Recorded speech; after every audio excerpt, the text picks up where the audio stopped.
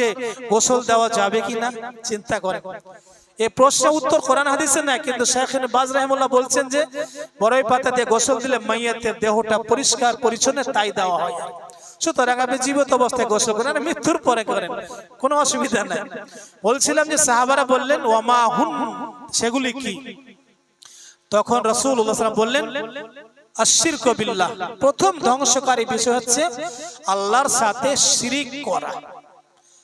আল্লাহর সাথে শিরিক মানে হচ্ছে অংশীদার, পার্টনারশিপ। আপনার 1 বিঘা জমিতে আমার অর্ধেক ভাগ, এটা হচ্ছে পার্টনার বলা। ব্যবসাতে শরীক থাকে, সংক্ষিপ্ত আকারে বুঝতে হবে শিরিক মানে অংশ। শিরিক মানে কি? অংশ। আল্লাহর সৃষ্টি করার ক্ষেত্রে, তার ইবাদতের ক্ষেত্রে, তার আসমা সিফাত নাম এবং গুণাবলীর ক্ষেত্রে অন্যকে শরীক করা।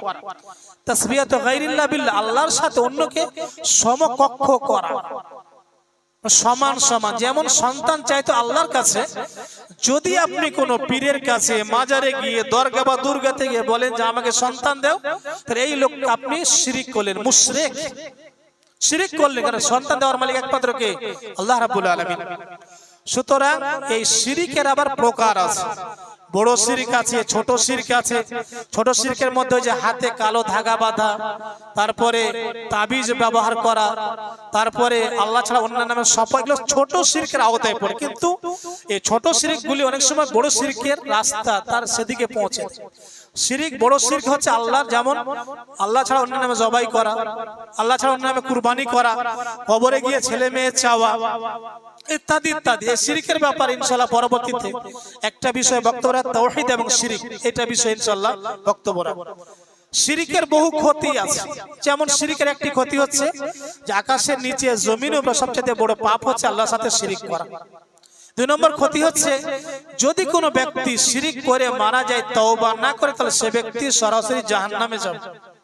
এগুলোর প্রত্যেকটার দলিল আছে, কারণ আমি এই দলিলগুলো বললে আমার আলোচনাটা আর শেষ হবে না। শিরকের আরেকটা ক্ষতি হচ্ছে যে যদি কোনো ব্যক্তি শিরক করে, তো আল্লাহ তার জান্নাতকে হারাম করে দিবেন, জাহান্নাম তার ঠিকানা, এবং জালিমের কোনো সাহায্যকারী থাকবে না। এইভাবে শিরকের বহু ক্ষতির দিক আছে। সুতরাং তাওহীদ, আল্লাহর একাত্মবাদ, আল্লাহ এক ও একক, তিনি সৃষ্টি করার ক্ষেত্রে, ইবাদতের ক্ষেত্রে, নাম ও গুণাবলীর ক্ষেত্রে এই তাওহীদের বাস্তবায়ন জীবনে করতে। মুসলিম কখনো আল্লাহ ছাড়া অন্যকে সিজদা দিতে পারে না। মুসলিম কখনো আল্লাহ ছাড়া অন্যের কাছে মানে এমন সহযোগিতা চাইতে পারে যেটা বান্দা করতে পারবে না। উদাহরণ দিই, যে আপনি রাস্তা দিয়ে হাঁটছেন, 5টা টাকা পকেট থেকে পড়ে গেছে, কাউকে বলছে একটু সহযোগিতা করে আমার টাকাটা তুলো, এটা অসুবিধা নেই। কিন্তু যদি ওই ব্যক্তির ক্ষমতা